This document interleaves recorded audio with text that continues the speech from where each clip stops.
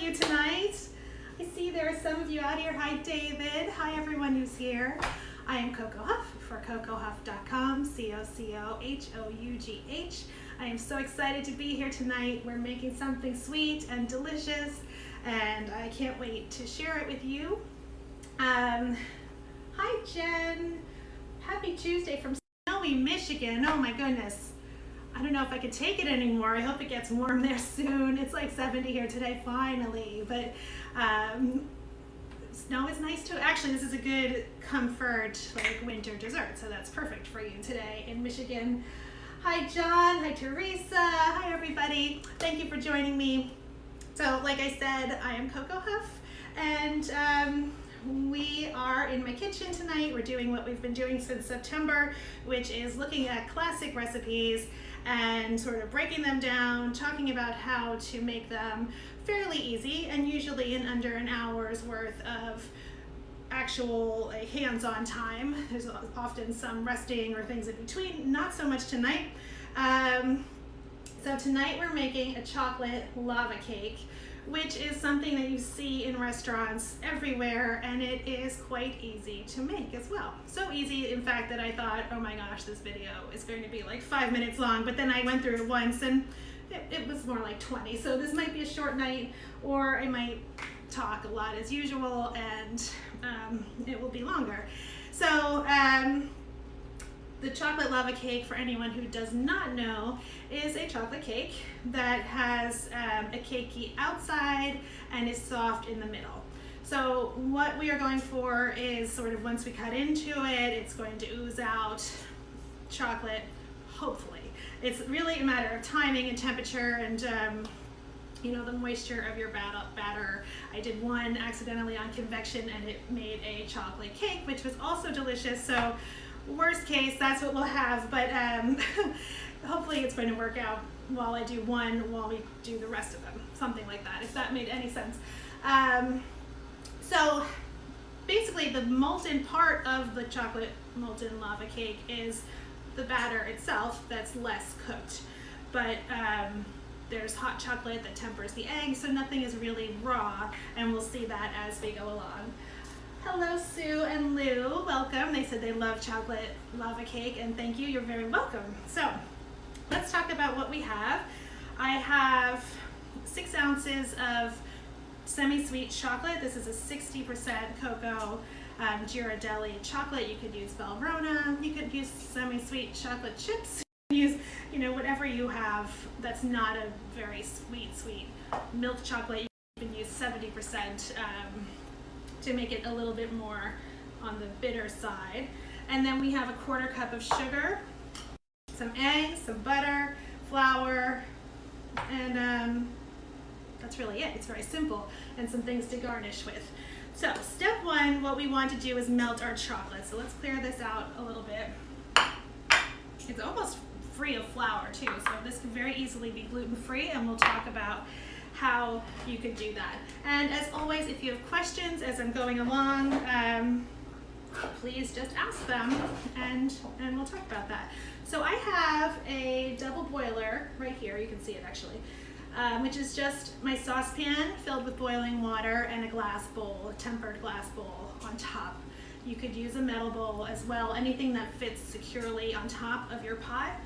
And this is a good way, we did hollandaise sauce once and we did it directly in the pan, but this is a good way to work with chocolate, to work with eggs, anything that you want to slowly bring together and not scorch. So the concern with chocolate is always that you might scorch it when you're heating it up directly in a pan. So I'm throwing a stick of butter into that double boiler, and I have another stick here to butter our ramekins later. It's been a while since we worked with ramekins. I love my ramekins. And I saved the wrapper to help us butter the ramekins later too. And then our chocolates. I'm using a serrated knife to just sort of chop through the chocolate so it melts more evenly and more quickly. Sometimes I just skip this step and just throw it in. Which is fine. It takes a little bit longer, and you have to be sort of aware of stirring it as you go. You can also microwave chocolate in this situation, but again, be careful of scorching it. So you want to do 30 seconds at a time, and stir, and 30 seconds again. Same thing with like those chocolate, what are they called? Those like decorating chocolate little rounds. I'm forgetting what they're called right now. If you microwave them, do 30 seconds at a time. All right, this is going into our melted butter. And it already looks delicious. Okay, a little bit more. All right, so we're done. No, just kidding. It looks so good already though. I'm gonna turn this down. One other thing, it's not so critical in this particular recipe, but if you're making chocolate candy, you never want water to get into your chocolate. It will, instead of melting and being smooth, it will seize up and clump, and it will not be smooth at all. So that's an important thing. So especially with this double boiler, mine is on too high. You don't want the condensation to gather on the side of the bowl and start going into the chocolate. So I'm turning that down, but it takes a second with these burners. Okay, so that's half the story right now. And the other half is the eggs and the sugar. So we're going to do what you frequently do when making a custard or something, which is beat the eggs and the sugar together until they form a pale liquid. So I always crack my eggs into another bowl, so if any shell gets in there, I can prevent it, identify it before it goes in. So we're doing 2 eggs and 2 egg yolks. And we'll separate the eggs into this bowl as well and save the whites for something else. I have a compost bowl somewhere, way over there. Okay, those 2 eggs. Let me give our chocolate a stir in the middle here. I want to let it cool a little bit before I pour it in. My dog's running around. I just hope she doesn't start barking like she's done so many times before. This looks smooth and delicious already. I mean, look at how beautiful. So that's a stick of butter and 6 ounces of semi-sweet or dark chocolate. There were some other recipes. I looked around at a bunch of recipes. Some of them called for 1.5 cups of chocolate. I mean, there was a wide variety of how much chocolate, but a lot of those people were commenting like it's way too sweet. Not chocolate, no. 1.5 cups of sugar. We're doing 1/4 cup of sugar. 1.5 cups of sugar, it was too much. So I think people are trending towards desserts that aren't quite as sweet. So, okay, I separated the egg. We want the yolk for this recipe, and I'm going to save my whites. Where's my little container? Oh, it's right here. I'm going to save 2 whites in here for future use if we make meringues, just for breakfast, whatever you want to use, but there's no reason to throw those away. Okay, there we go, separating over here. This way I also know if any yolk gets in the white, that's not one I'll use for meringues, because it won't beat if there's any yolk in there. All right, and that yolk is going in there. I got a little bit of shell in this one, so just use the half to scoop it out. And it I jumped it back in. It sticks to itself better than it sticks to your fingers, basically. So, all right, I rescued it, it's out. Put that over there. All right, so our yolks and our eggs are in there. It's going to be noisy for a few minutes, but I'll show you how to do by hand and with the beaters. And then we add our sugar. So the eggs and the sugar together are going to make a light, fluffy mixture. So it's perfectly okay to do this by hand with a whisk. I'd say it takes about 10 minutes by hand. And it's a good workout, so let's start this way and then we'll finish with the beaters if we don't get there. And in the meantime, I'm taking my chocolate off of the heat, so let's look at this. That really, the chocolate and the butter is super smooth now.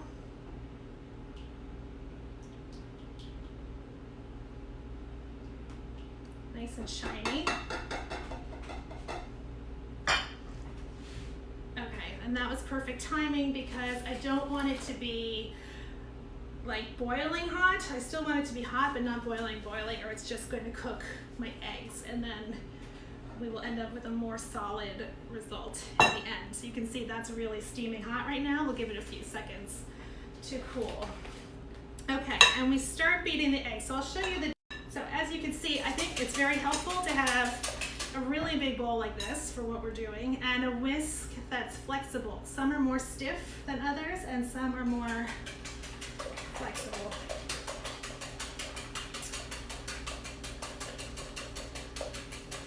Still investigating this video lagging problem, but I hope I stay with you. I see there's a little bit of a lag.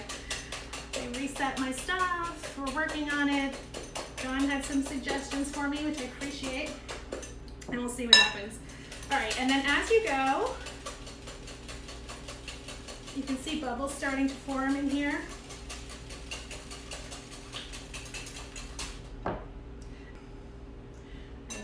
Take a vote if I should keep going by hand, or which I've done before, it's a good workout, or use the beaters, which is kind of loud. Maybe I'll do both. But all right, so the point was to show you, you can do this for about 10 minutes, get a good arm workout, and you'll get to the same place. And I'm going to try it with the beaters as well, so that you see like what the texture is supposed to look like at the end. I never had one of these actually. Well, I did as a kid, but I haven't had one as an adult until very recently, and I have to say I like it. It just seems easier than using the stand mixer for everything. All right, are we ready for loud? Talk amongst yourselves for a minute. It's going to take about a minute and a half.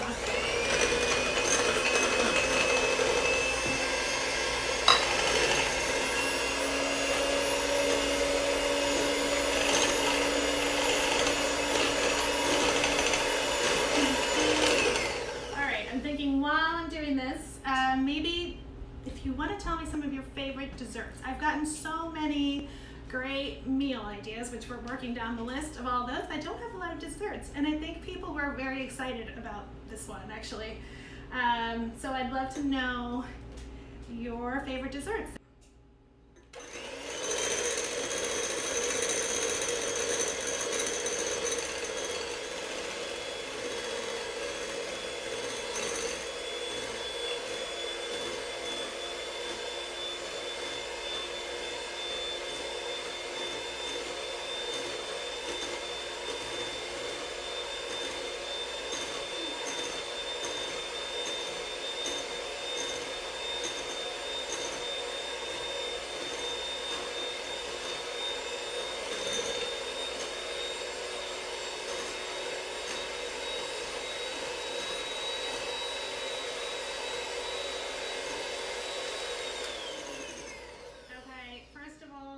Turn my volume up.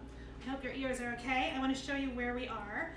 What the goal is to get what they describe as ribbons. So when you're picking this up, it's starting to happen. We need another like maybe 20 seconds, but instead of looking like scrambled eggs, it's looking almost like a batter. So we're going to just go for another second to achieve that.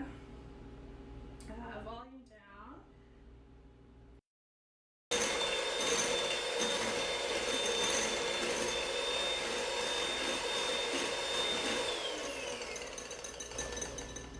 Okay. I think we're there. So if you see, hold on. It says we're paused. Please don't crap out again. Oh, sorry, excuse my language. Don't die on me again. That would be great. All right, my brother says anything chocolate in response to the question about desserts. I have a sweet tooth, so we will do some more chocolate things. I want to show you what this looks like. So now we're at the stage where it's light and fluffy. It looks like a batter. This is just eggs and sugar. And it's, you know, coming down in streams off of our beaters. So that's where we want to be. And now we're going to fold in our chocolate. So before I do that, I'm putting this one that I have here into the oven. So I didn't want to do it in advance. It will firm up too much.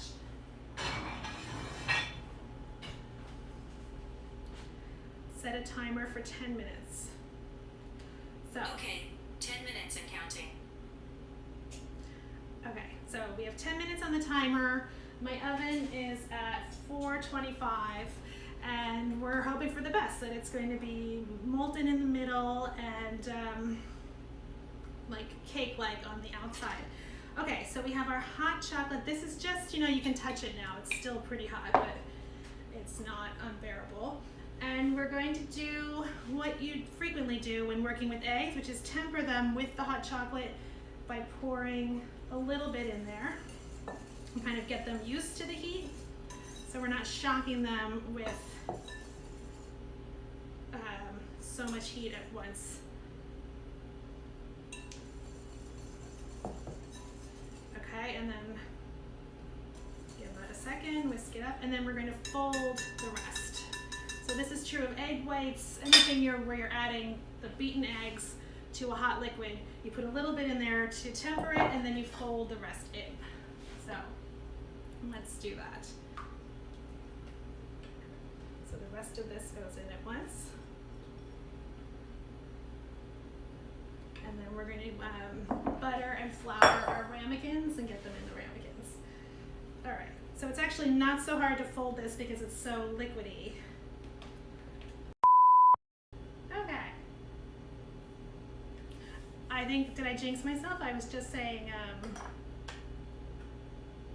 thank you for sticking with this through these issues we've been having these past 2 weeks. So hopefully we're going to make it through this one without crashing again. But I'm hoping also by next week that these issues will be resolved. So it's really making it difficult to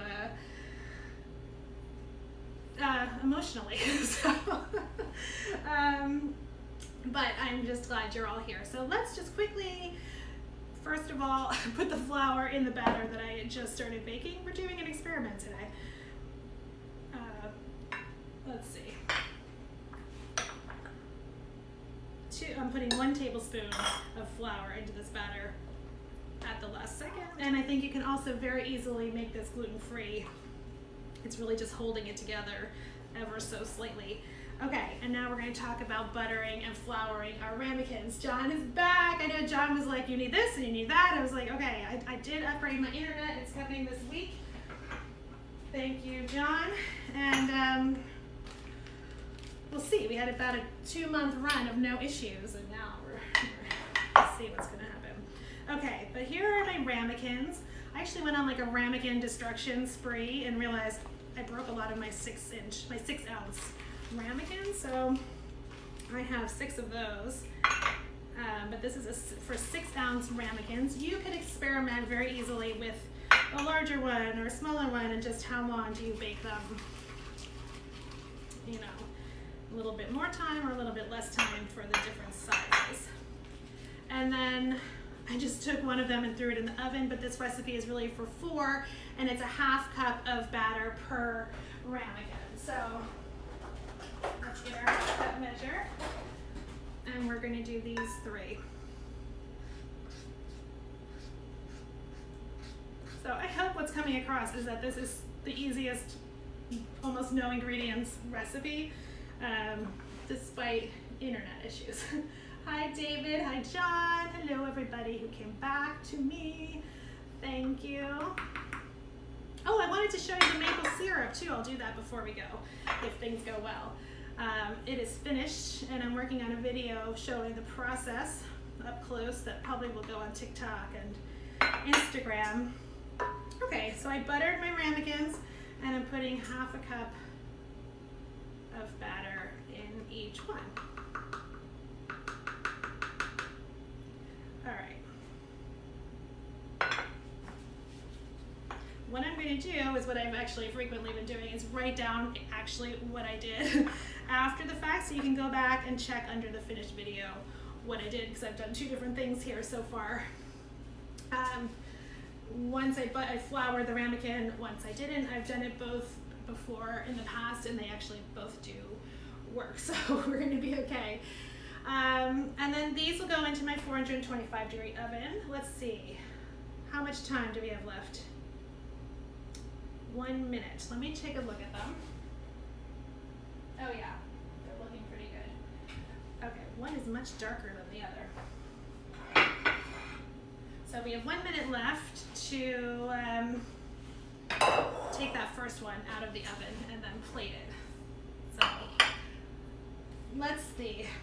David P. asked for more chocolate recipes. I do want to do a chocolate souffle. Oh, and actually during our 1 minute, let me talk to you about the maple syrup, which is over here. And also, I want to ask, let me answer. Sue and Lou are asking, would you use cornstarch in place of the flour to make it gluten-free? So first of all, the whole recipe has like 1 to 2 tablespoons of flour in it, and then I should have used some to flour the ramekins. So it's not much, and the main, like I said, the main point of it is just to bind it a little bit. I find that cornstarch can make things, like if you ever make oobleck, where it's cornstarch and water, it can make it that they are firmer and they need more liquid. So I think I would use a baking mix, like there's one called Cup for Cup, that does have cornstarch in it, and we can talk about how to make sauces with that so that they don't get too gelish, or whatever the word would be. But in this case, I would use something like that that has a blend of things in it, and just a small amount. So here is, and thank you for that question, Sue and Lou. All right, my timer is going off, so I will tell you that in just a second. And let's get these out of the oven. We don't want to overcook them.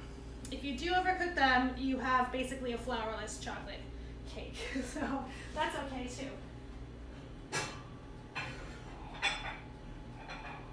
Oh, it needs, let's look at it. And I think it needs another top. So this needs another minute to 2 minutes. So it's always good to check it.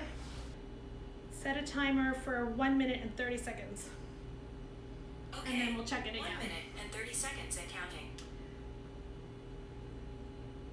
Okay, so let's look at the maple syrup. This was finished this week. I was sort of cooking it down as we went. We collected 13 gallons of sap, believe it or not. So each gallon was in these huge jugs, and cooked them down about 50% so we could store it, because it was going to take up so much room.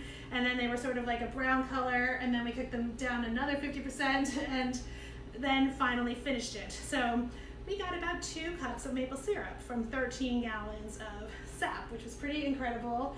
It was an interesting process, and I can't wait to eat stuff on it, but it's so dark and so beautiful, and it just has such a strong, gorgeous maple flavor. So it was a fun project to do. We've done this before, but I think this is the most we've ever gotten, was this 2 cups, and we will use it sparingly over the course of the year. So that's our maple syrup project. All right, and that was from one tree in our yard here in New Jersey. So, okay, I'm gonna check this again. Yeah, you want to err on the side of more, or no, more jiggly. I was gonna say, you want to err on the side of less cooked and not more. So let's get a plate out when it's ready. That's my timer again. And let's see.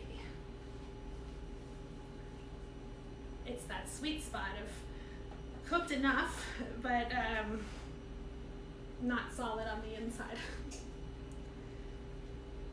Well, Julia Childs always says, like, if it doesn't go quite right, don't explain to your guests what you were trying to do. What you were trying to do is whatever it is that you did in the end. So if it's cake, it's cake. If it has lava in the middle, it's lava. But this one is really lava still. Give it 10 more seconds. All right. That was a good question about gluten-free.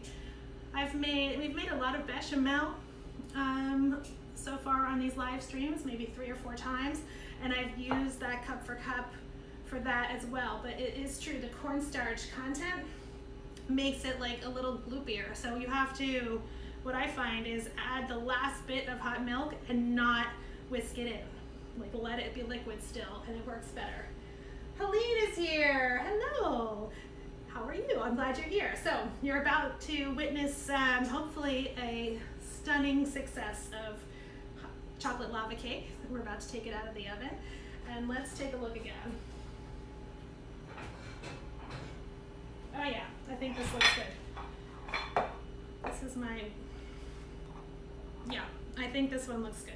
It's like still a little soft in the middle here. Oh, my dog is barking. I predicted that, didn't I? I don't know why she's barking. But this is real life. This is how it goes in the kitchen.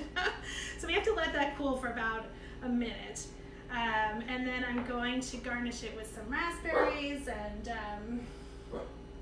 mint and ice cream. Sadie, be quiet.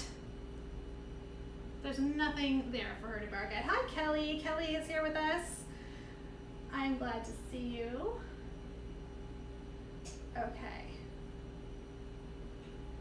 I think I should introduce Sadie sometime since she barked on the first video. She's barked on so many videos. Kelly says, hello, bring on the chocolate. I agree, chocolate things are awesome. That's really hot. Okay, I'm gonna get out my ice cream.